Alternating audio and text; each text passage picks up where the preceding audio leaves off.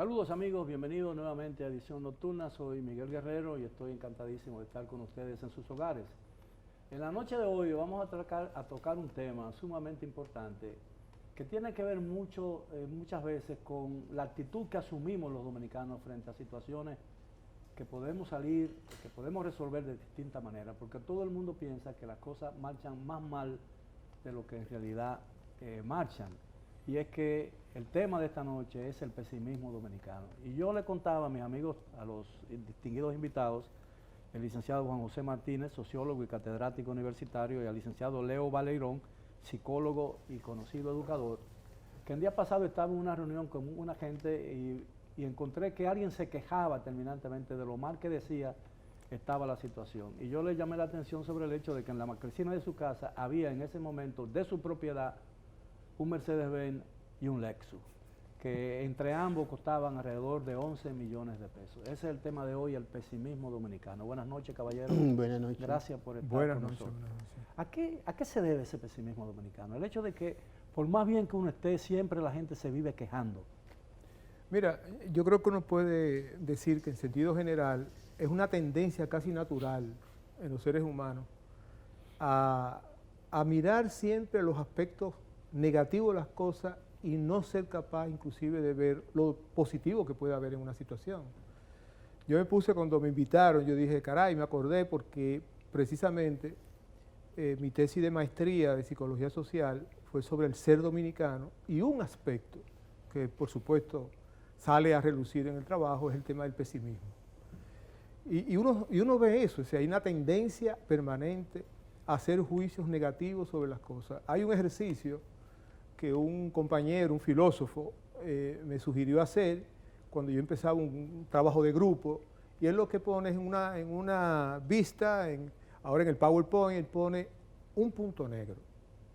Y entonces le dice a la gente que reaccione, ¿no? Entonces la gente comienza a ver las imperfecciones del punto negro. Pero es un puntito, ¿no? Las imperfecciones, no es totalmente redondo, o mira que no sé qué. El negro no es totalmente negro. Exactamente. Y al final él dice, pero ustedes no han dicho nada del blanco, que no tiene ninguna imperfección.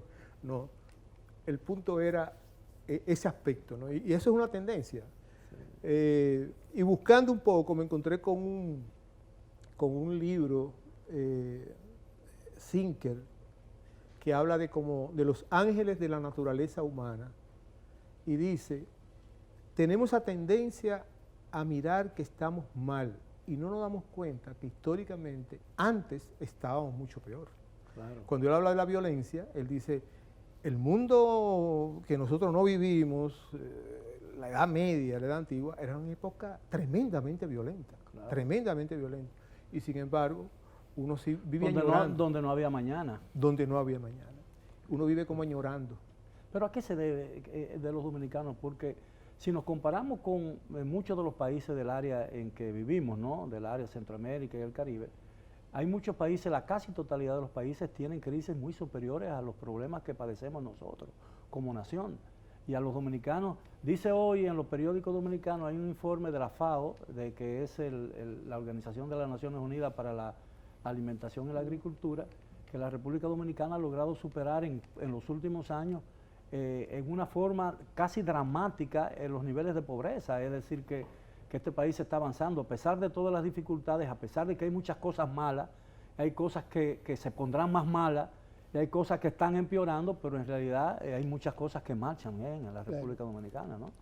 Yo lo he ubicado tradicionalmente en un aspecto sociocultural. O sea, a nosotros nos han ido formando, nos formaron, considerando que lo que hacemos nosotros no sirve, que lo que sirve es lo que hacen los extranjeros. Y esa educación de disminuir al dominicano, de considerar que no tiene iniciativa, conlleva a ese pesimismo. Fíjate que ya no estamos ya en la famosa tesis de José Ramón López sobre que el pesimismo era producto de la alimentación, del cruce de razas. No, y eso está totalmente descartado.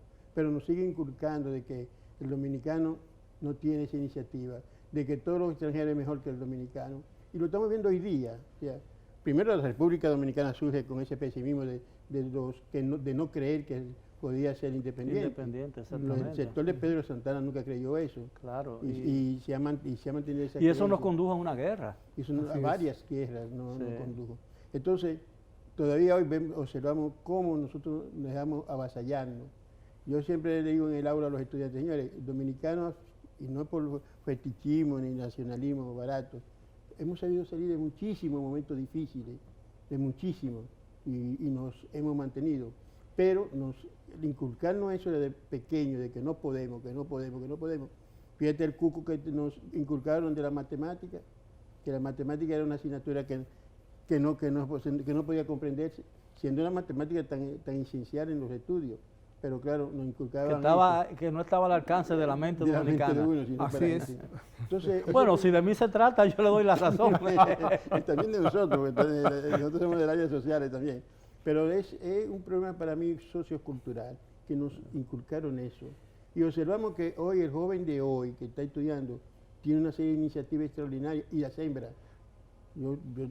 Como los que estamos en el aula vemos que cada semestre o cada cuatrimestre tenemos el 60-70% más de hembras que de varones. Yo creo que nosotros tenemos la costumbre de vernos a través de retrovisor, ¿no? Y no vemos por el vidrio de enfrente del vehículo.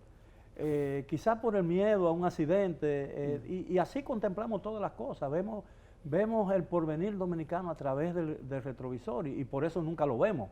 Y exaltamos más los viejos valores que el emprendurismo, los valores que tenemos que enarbolar para encarar con éxito el futuro, ¿no? Sí. Este es un país lleno de emprendedores, realmente, y eso es una magnífica señal de que somos un país formado por gente que cree en sus propias habilidades, ¿no? Y en su propio potencial. Sí, así es. Mira, lo que estamos en las aulas, en las universidades, que estamos en contacto con muchos jóvenes adolescentes, yo tengo casi 40 y pico de años dando clases. En INTES solamente tengo más de 35 años. Yo siempre digo eso. Realmente los muchachos de hoy son distintos a los muchachos de ayer. Son distintos, son otras realidades, posiblemente tengan otros intereses. Claro. Viven otro mundo. Yo, la verdad que cuando los escucho a ellos hablar, yo digo, y ustedes viven en ese mundo. O sea, como ellos lo describen, ¿no? Sobre todo el mundo familiar, que es una situación que uno dice, wow, es dura, ¿no? Sin embargo, lo que tú dices, o sea, yo encuentro jóvenes con una capacidad extraordinaria de buscar soluciones a las cosas. Yo le pongo siempre a ellos, tengo una asignatura que le digo, vamos a hacer una cosa. Identifiquen un problema, analícenlo bien desde una perspectiva psicosocial, porque esa es la perspectiva que adoptamos, pero yo necesito que ustedes me busquen soluciones y que las soluciones estén dirigidas a jóvenes como ustedes y que esas soluciones puedan estar colgadas en la web para que todo el mundo la escuche. Y a mí me sorprende lo ingeniosos que son estos muchachos, primero de analizarte el problema, y como tienen acceso a tanta información, yo le contaba a ellos, miren, cuando yo tuve que hacer mi tesis de grado, yo voy a la biblioteca porque necesito lo que yo quiero, y en la biblioteca me dicen de la UAS, mira, las revistas están ahí en su caja, tú la buscas. Y tenía que buscar 100 libros. Y organizar todo eso, ¿no? Y yo le digo, ustedes tienen todo eso en un teléfono. A mano, en el teléfono. En el teléfono. Y entonces me montan todo el tema y me presentan opciones interesantísimas.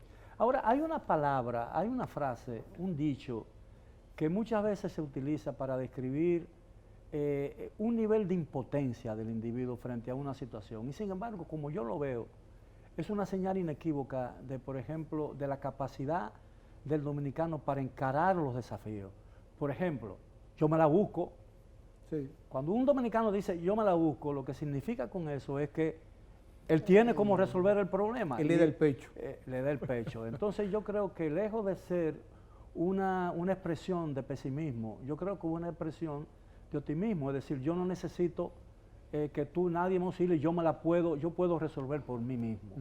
Y yo creo que eso, pero nosotros siempre vemos el lado, como usted dijo, profesor, del lado negativo. Es decir, y eso es un ejemplo. Hay una situación que también uno tiene que, cuando analiza estos temas, uno hace, digamos, acuña este asunto. Por ejemplo, en psicología, fíjate que es interesante, en psicología están mejor identificadas las emociones negativas que las emociones positivas.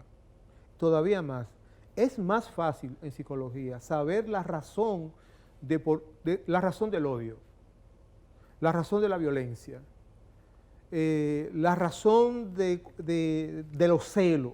Eso está clarísimo. La razón del amor, la razón de la compasión, no. ¿No? Interesante. A veces una persona no sabe explicar por qué ama a otra persona, por qué la odia así, lo tiene clarísimo. ¿Por qué siento celo? Lo tiene claro. Y eso es un tema interesante. O sea, hay inclusive, hay más conceptos que identifican las emociones negativas que conceptos que identifican las emociones positivas. Y eso se ha estudiado en psicología. Pero hay otra cosa. Y se trata en la universidad, por supuesto. Sí, Claro, claro. Hay otra cosa, el cambio que ha dado la sociedad también. La familia ya no es la familia tradicional que nosotros conocimos, donde esa familia nada más era el hombre que estaba integrado a los medios de producción. Hoy tenemos una familia integrada tanto por la esposa como por el esposo a los medios educativos, a los medios productivos. Ya desapareció el servicio doméstico, que en 20, 30 años atrás, cuando las parejas trabajaban, por lo menos quedaba la muchacha en la casa que lo hacía todo. Ya eso desapareció. Entonces, uno se pregunta, ¿y quién entonces educan a los hijos? ¿Y en cuáles valores? ¿Qué otra complejidad? Y eso conlleva que puede darse el caso del pesimismo, pero también de las habilidades. Nosotros tenemos una serie de jóvenes que son habilidosos, tenemos otros que no. Porque en gran medida también el pesimismo, una complejidad, una impotencia.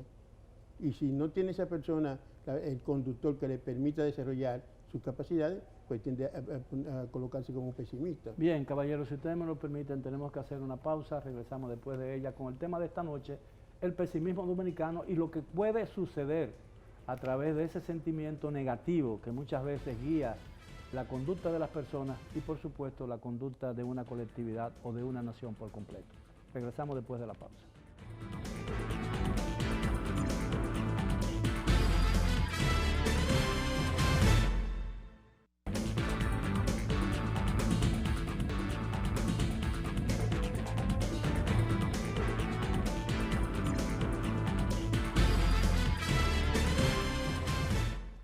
Estamos de vuelta en edición nocturna. Esta noche estamos tratando un tema sumamente interesante que tiene que ver con las actitudes de los dominicanos con relación a las cosas que dependen de él y que dependen de otros y de terceros. El profesor Valerón, uno de nuestros dos invitados, hablaba de que en psicología es más fácil encontrar una definición de sentimientos negativos que de sentimientos positivos, como el amor y el odio, por ejemplo, en el caso de los primeros y el amor en el caso de los segundos. ¿Tiene esto alguna relación con el tema económico, con la situación económica de una persona, la forma positiva o negativa en que pueda encarar una situación personal con vista al futuro? Mira, yo creo que uno tiene que admitir que en ese tema, por ejemplo, en el caso nuestro del pesimismo dominicano, uno tiene que admitir que ha habido un proceso sociohistórico que ha ido construyendo esa visión de lo dominicano y del dominicano. Él señalaba el caso de José Ramón López, que decía que el campesino es indolente porque su alimentación es carbohidrato. Eso lo decía él en su libro. Pero uno encuentra otros... ¿Qué tiene que ver el carbohidrato? Sí, pero sin embargo... Porque el pan es el alimento de toda la vida. El pan es tan viejo como el ser humano. Sin embargo, uno se pone a indagar. Hay unos temas que yo trabajo en clase. Por ejemplo, hay unos antropólogos del ámbito psicoanalista que dicen que la personalidad tiene que ver mucho con los medios de producción y lo que se cultiva y lo que se ingiere. Que es muy cercano a lo que decía... Sí, yo supongo que José Ramón López nunca comió pan, entonces, ni comía arroz. No, pero fíjate que también se le atribuye la incapacidad de los aborígenes de acá a que consumían también era carbohidratos. Sí, claro. Sí, a él le atribuye a eso. Y la maca también. Sí, el caso de Mocoso Puello, ¿no? Sí, claro. En Cartas Evelina. Pero nada, y el problema, aunque también insiste mucho en el aspecto económico, él dice que el problema también es que, como decimos vulgarmente en la actualidad, el mal comido no piensa. Entonces es evidente que incluso hasta en la literatura dominicana encontramos las raíces del pesimismo dominicano, ¿no? No, te voy a decir, de hecho, nosotros en el trabajo de tesis, que lo trabajé con la doctora Josefina Saiter y la doctora Nélida Cairo, nosotros identificamos obras que eran importantísimas. Comenzamos con José Ramón López, porque es una obra que está ahí y que es una referencia. Pero también leímos a Saglul, también leímos a Juan Bosch, leímos a Balaguer, leímos a Mocoso Puello, Cartas Ebelinas, que para mí yo digo a los muchachos, léanse a Cartas Ebelinas. Ese es un clásico del pesimismo. Ese es un clásico del pesimismo. Incluso, digamos, otros más recientes, como Fernando Ferrán, tiene un artículo donde él aborda ese tema y lo explica a partir de lo que él dice, un sentimiento de orfandad. Es decir, es como un pueblo pobre, como que no ha tenido padre ni madre, ¿no? Ha sido abandonado. Abandonado. Y entonces, de alguna manera, explican desde esa perspectiva histórica el surgimiento del pesimismo. Ahora, yo creo que hay un tema que no podemos obviar, o sea, yo creo que la intelectualidad dominicana, en cierto sentido, es pesimista. Claro. Es pesimista. La mirada que hacemos de la realidad social es muy pesimista. Muy pesimista. Y la vamos transmitiendo constantemente en nuestros análisis. Y eso es lo que se oye todos los días. Eso es lo que se oye todos los días. Pero de hecho, y se lee los medios de comunicación, por ejemplo, todos los días. Si usted hace un cotejo de las informaciones que se publican diariamente, lo que se transmite por radio, lo que se transmite en programas de televisión, uno puede ver que parecería que en este país de 10 millones y medio, de 11 millones de habitantes, no ocurre ningún día algo que merezca, que sea un motivo de inspiración para terceros. No existe absolutamente nada. Todas son, nos hemos dedicado a lo largo de los últimos años a ser promotores de las peores miserias humanas que se puedan dar en la República Dominicana. Y yo creo que eso le está haciendo mucho daño al país, ¿no? Está derrumbando buenas actitudes y nos está quitando fuerza para encarar los problemas reales de la nación dominicana. Lo importante es ver qué se está haciendo contrario, porque como insisto, a nosotros nos han inculcado desde pequeño de que el dominicano no tiene iniciativa, que el dominicano lo que hace lo hace mal. Que solamente sirve para jugar pelota. Sí, para jugar pelota, para vaguear, jugar. Y la verdad es que juega bien pelota. Sí, pero ahí también se hace otra cosa. Y un ejemplo de eso es, cada vez que estos muchachos atletas han tenido oportunidades, se han destacado. Sí, claro. El profesor y yo somos producto también de una universidad donde en aquella época era difícil la situación y logramos superarlo. Y como nosotros, miles de profesionales más.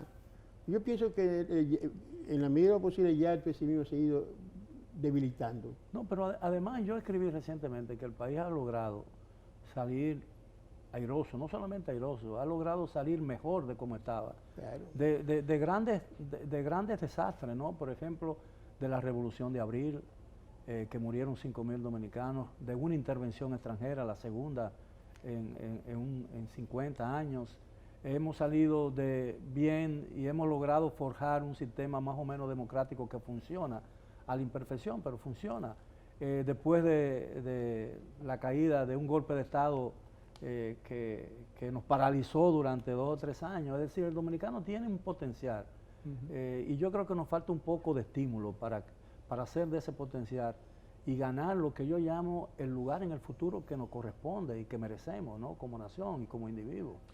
Mira, tú tocas un tema, para mí es muy apasionante el tema, y ahí yo veo dos elementos grandes que pueden contribuir con tratar de ir creando una visión distinta, más optimista de la vida, más optimista del futuro, que son la educación y los medios de comunicación. Para mí, 2 entes fundamentales, 2 instituciones fundamentales que contribuyen digamos, a la educación en sentido general. Yo pienso igual que lo que señalaba, hay una tendencia siempre a destacar lo negativo. Inclusive me recordaba el caso de un amigo que cuando el problema energético comenzó a resolverse y había ya más horas de luz, él tuvo esta expresión: estoy preocupado porque no sé cómo me va a llegar el recibo. No, y yo le digo, pero compadre, usted debería estar alegre porque ya tiene luz. Dice, no. La factura más cara es el apagón. Claro, Ese es el apagón. La factura más cara es el apagón. Pero eso no lo entiende. No lo entiende ¿Por mucha qué? gente. Porque lo que él está viendo es el recibo que tiene, no el rendimiento que le da el tener la energía eléctrica. No, tiene que hacerte de comprar una planta, Un comprar inversor, combustible, una batería. un inversor. Es decir, es mejor pagar una tarifa alta y no encarar el tema de los apagones. Pero mira, yo pienso también que hasta que no se haga mucho hincapié en la educación básica, vamos a tener problemas de pesimismo. Porque hay que estar las raíces con los niños, no con los adolescentes, y nosotros trabajamos con adolescentes, pero el problema es la debilidad que tiene la educación básica. Todavía existe el colegio universitario en la UAS para subsanar los problemas de la secundaria, increíble. 60 años, cuando estudiábamos allá nosotros. Pero lo mejor es que todavía sigue, porque yo creo que con los defectos y las lagunas que llegan, muchos, no todos, que llegan muchos estudiantes a la universidad, no tienen posibilidad de salir como buenos profesionales, porque esa base no se aprende a cierta edad. Por eso te digo, nosotros somos producto del colegio universitario y creo que fue en su momento importantísimo. Pero yo insisto que hay que trabajar cada vez más en la educación básica. Aquí ahora mismo la educación básica se redujo a 5 años, cuando era de 6, porque aquí hablamos de que los muchachos no saben matemáticas, pero saben psicología, saben letras, no saben sociología, historia dominicana. Tú te encuentras con un estudiante que todavía están hablando de que los indios tiraban con la flechita, que los pobres indios, que eran fuertísimos, toda esa bobería, que es producto de esa floja educación que surge en esa educación básica. No hablo del bachillerato, sino de la educación Estamos básica. todavía culpando a Colón. Estamos culpando a Colón, Sí. ahora el 24. Lo descubrieron los españoles. La Virgen de la Mercedes. Y que le pedirle enseñó. que España nos pida perdón por lo que nos hicieron en la... Increíble. Imagínate tú. Entonces, para mí, ahí hay que insistir en que debemos reforzar la educación básica. No, pero yo creo que no soy un perito en el tema, pero a mí me parece que mientras sigamos dependiendo tanto del pasado Sí. y tengamos la vista y estemos buscando solución de problemas del porvenir en el pasado, nosotros no vamos a encontrar la fórmula para llegar al futuro. Es decir, nosotros tenemos que pensar más en las cosas buenas que se pueden hacer en este país, ¿no? Aquí hay muchos problemas, pero aquí a veces hablamos de dictadura. Yo tengo un poco más edad y tengo más autoridad para hablar de dictadura que muchos que nacieron años después, porque yo viví siendo joven lo que es una dictadura. Una dictadura en que en mi casa había que ponerse debajo de la cama para escuchar una emisora de fuera, porque se entendían que en algún lugar de los servicios de inteligencia escuchaban o veían lo que tú estabas haciendo en tu casa. Es decir, era tanto el temor que ya no se necesitaba ni siquiera una fuerza policíaca, porque el miedo lo llevábamos dentro, nos inocularon el miedo con algo y lo teníamos dentro, como un chip dentro de nosotros. Así es. Entonces, aquí la democracia funciona, funcionan las universidades, funcionan los medios de comunicación, funciona el Congreso, funciona todos los sindicatos. Usted podrá decir, funcionan mal, pero funcionan. Tenemos que hacer una pausa, regresamos después de ella. Continúen, por favor, con nosotros en Edición Nocturna.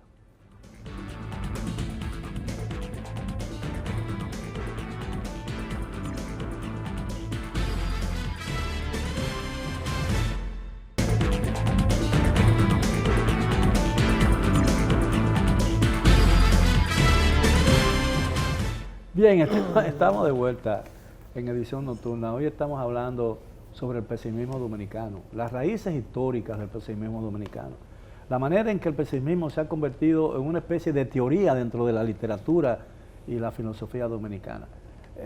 Yo creo que el pesimismo incluso ha penetrado tanto en el alma nacional que ya la gente ni siquiera sonríe. La sonrisa tiene que hacer un chiste muy bueno para que la gente se ría.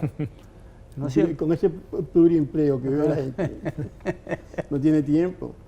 Por ejemplo, fíjate, una pareja sale por la mañana a las 7 de la mañana, el esposo y la esposa, regresan a las 10 de la noche, cansados. con la expresión de los hijos y todo eso. No le da tiempo ni siquiera para reírse. Bueno, pero es una justificación del pesimismo. Claro que sí. Sin embargo, yo creo que la gente, la que tiene la oportunidad de trabajar, debería sentirse feliz, ¿no? Porque Claro. es peor no hacer nada en la vida. Claro. Y los problemas están resueltos. Ahora, yo tengo la creencia de que en algún momento dado, lo que ha pasado en el hogar dominicano y lo que ha pasado en la escuela dominicana ha logrado infundir cierto nivel de pesimismo en la mente nacional. Es decir, cuando uno ve la pobreza en la escuela y los conflictos que se dan a lo interno de los hogares dominicanos, yo siempre me pregunto, bueno, ¿en qué momento en el trayecto perdimos el principio de autoridad, que para mí es la base de todo eso? Porque el principio de autoridad en la familia y en la escuela implica el respeto a los demás, incluso a las opiniones de los demás, y eso es sumamente importante. Sí. Antes de opinar sobre ese tema, que lo considero también interesante, déjame hacer referencia a algo que decías ahorita, ¿no? No recuerdo si es Octavio Paz o no recuerdo si es Humberto Eco, pero uno de ellos dos dice en una de sus obras, el latinoamericano vive tan pendiente al pasado que vive tropezando con el futuro. Así es. Y eso es un tema. O sea, yo no puedo seguir diciendo que, como tú decías, concho, que no descubrieron los españoles, porque ya eso pasó. Ya al final de cuentas, eso yo no lo voy a resolver, por Dios. El tema es otro. El tema es la realidad de hoy y cómo yo enfrento esa realidad de hoy. Y ahí viene con el tema, por ejemplo, de educación. Educación es un tema que, como tú sabes, también es parte es mi trabajo, es mi pasión. Soy el que dirige la investigación en el Ministerio de Educación. Y uno dice, caray, los otros días en una discusión que teníamos sobre los resultados de las evaluaciones nacionales e internacionales, uno dice, a pesar de todos los problemas, los niños dominicanos aprenden. Porque si, les doy un dato, 3 años de escolaridad, un niño que esté en tercero de primaria, efectivamente ha tenido solo 1 año y medio de escolaridad, por las interrupciones. Sí, Son claro. tantas las interrupciones durante el año. Aquí hay, por ejemplo, escuelas que no han dado clases todavía. No han dado clases y estamos casi entrando en octubre y no han empezado las clases. Bueno, porque hay una tendencia, yo creo que también lo que está ocurriendo es que, y yo lo he escrito en varias oportunidades, es que pasamos del buen maestro al buen sindicalista. Y en mi época de estudiante, ningún profesor paraba de dar clases por una demanda laboral. Al contrario, se fortalecía su demanda laboral, esforzándose más en el aula, demostrando que realmente merecía esa compensación laboral o como quisiera llamársele. Pero ahora, como usted dice, los estudiantes van a clase y no saben si recibirán clases. Así mismo. Bueno, que de una sociedad cerrada como la que existió hasta la década de los 70, 80, a una sociedad que es abierta o semiabierta, hay una gran diferencia. El maestro al que usted alude es un maestro circunscrito a esa realidad de una docencia. El maestro de hoy día tiene otra visión, otros criterios. Habría que ver lo que es el respeto y lo que es el terror. Nosotros veíamos con terror a los maestros de aquella época. Sí, pero había el concepto del magisterio que se ha perdido. Bueno, pero es producto también de ese desarrollo de la sociedad, ¿no? No podemos aspirar que la sociedad sea hoy como lo fue ayer. Eso lo entiendo yo. Además, la televisión duraba hasta las 10 de la noche. Hoy amanece. Pero Era yo recuerdo... lo que decíamos, Guerrero. Nosotros teníamos que ir a la biblioteca a buscar los libros y llevárnoslos a la casa. Ahora toda esa información está en esos aparatitos. Pero yo viví la segunda reforma en la universidad. Y yo recuerdo perfectamente que cómo sacaban a los profesores a la fuerza, porque representaban el viejo orden. Así es. Sin embargo, esos profesores del viejo orden, cuando tú lo necesitabas, siempre estaban dispuestos a ayudarte como estudiante. Los del nuevo orden iban de vez en cuando a la universidad. Yo ahí hay un punto que tú dices que yo creo que se dieron situaciones como esa, pero no lo comparto totalmente. Yo creo que por lo menos mi experiencia, la escuela que yo viví, es como que habían cosas claras, habían normas claras. El respeto al maestro era una cosa como Sí, claro. sagrada. O sea, no era tanto yo no sentía tanto el terror. Yo estudié en la Escuela República Dominicana, una escuela modelo, cuando a la época de Trujillo, y que yo sentía que habían reglas muy claras, o sea, habían normas precisas. Cuando el maestro entraba, todos los alumnos nos poníamos de pie. No, y que no podíamos, teníamos que esperar al profesor adentro. Una vez el profesor adentro, nadie podía entrar al aula. Pero fíjate, entrábamos nosotros, todos, entonces cuando el maestro llegaba, todos nos poníamos de pie, y después cuando él decía siéntense, nos sentábamos. Pero teníamos que esperar la orden, siéntese, por favor. Entonces, yo creo, habían cosas claras, normas claras. Te digo un detalle, el accidente este que hubo en La Vega con los 5 adolescentes en San Francisco que bueno, fallecieron. Fue en La Vega, pero eran de San Francisco. Exacto, de San Francisco, que fallecieron lamentablemente en ese accidente absurdo. Yo llevé el tema a la universidad, allá en la universidad con los muchachos, y hubo una jovencita que me dice, mire, yo tengo 17 años, yo he hecho locuras, he salido con mis amigos, con mis amigas, y tengo que admitir que a veces se nos va la mano, no sé qué, pero, hay dos cosas que yo tengo claro en mi vida y que se lo debo a mi mamá, dice ella. Mi mamá me tiene mucha confianza a mí, pero mi mamá tiene normas claras. Yo le digo a mi mamá, yo voy donde fulana. Mi mamá no me pregunta si es verdad que voy o no voy, sino que me dice, yo espero que donde tú vayas donde fulana. Ahora, tú tienes que estar aquí a las 11. Sí. Entonces ella dice, yo aprendí a que si tengo que para mantener esa confianza que mi madre deposita en mí, yo entonces cumplo la norma es a las 11, pues estoy a las 11. Claro. Entonces yo siento que nosotros, la vida social se ha relajado un poco. Porque quebrantamos las normas. Quebrantamos las normas, aquí no hay consecuencias, sí. No hay consecuencias. Y la gente cree que ese quebrantamiento de las normas solo se da en el gobierno, en el aspecto político, se da en todas las facetas de la vida dominicana.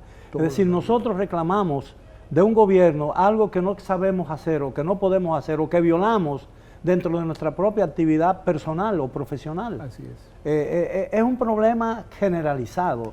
Yo creo que lo que nosotros tenemos que tratar de ver, yo creo que el gran reto que tenemos los dominicanos para recuperar la confianza que tenemos como nación, con vista al futuro, es qué podemos hacer para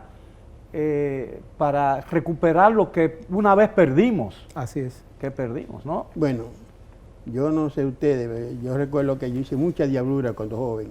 Todos hicimos diabluras. Muchas. Todos. Ahora digo... lo que pasa es que yo hice diabluras moderadas. Sí, así lo pienso ahora. Hay una canción del grupo ABBA que a mí cada vez que la escucho me fascina más, que es Fernando. ¿Qué es? Fernando, el grupo ABBA. Ajá. Que habla de lo que él hacía cuando joven y lo que ya ahora no hace absolutamente nada. Y que añora volver a hacer aquella cosa que hacía. Entonces... Bueno, el problema de mucha gente, de muchos hombres, es que quieren hacer a los 70 lo que podían hacer a los 25. Sí, porque no tuvieron tiempo quizá para hacerlo. Bueno, pero cada época tiene sus exigencias. Así es. Y tiene su oportunidad. Somos pocos quizá los que hemos vivido cada década bien vivida. La mayoría no pudieron vivirla. Porque, ¿qué ocurre muchas veces? Que los mejores años de la persona la pasa trabajando y estudiando. Cuando llega ya a tener cierto estatus, ya llega a los 40, 50, 60. Pero todo tiene su época. Por ejemplo, Platón nos sirvió de mucho y Voltaire nos sirvió a nosotros, nos ha servido de mucho, ¿no? En la vida. Pero yo creo que a nuestra edad, comenzar con Platón, no creo que conduzca a nada bueno. Tenemos que hacer una pausa. Continúen con nosotros, por favor, ya en la parte final del tema de esta noche, el pesimismo dominicano.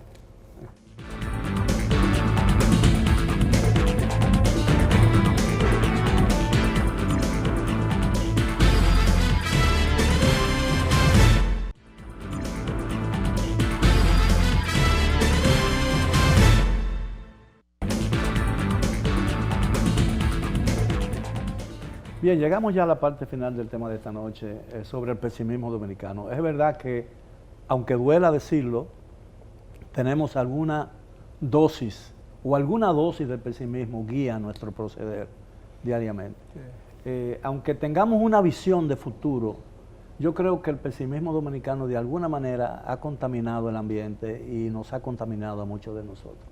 A veces no vemos las cosas con la claridad que deberíamos verlo, pura y simplemente porque, como dijo el profesor Valerón al principio, nos enfocamos demasiado en un punto negro, estando habiendo muchos otros colores a su alrededor. Sí. ¿Qué podemos hacer para superar ese estadio? Porque yo creo que el pesimismo paraliza a las personas y paraliza a las naciones, ¿no? Yo pienso que el pesimismo se ha ido, sigo creyendo que el dominicano ya está dejando de ser menos pesimista que antes. Estoy hablando en sentido general, la lucha constante nos ha obligado a eso. Y hay, claro, hay otro nivel de educación, hay más deseo de superación cada vez más, y por eso pienso que está en debilitamiento. Y como dije al principio, rechazo la tesis de José Ramón López, porque no es verdad que, ya está totalmente descartada. Pienso que hoy día, con todo esto que se ha abierto en cuanto a educación, emprendedismo y todas esas cosas, estamos dejando de ser menos pesimistas.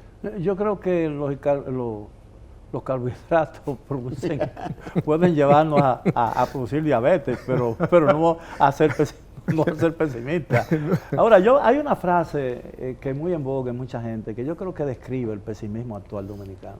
¿Sí? Dice que un pesimista no es más que un optimista bien informado, ¿no?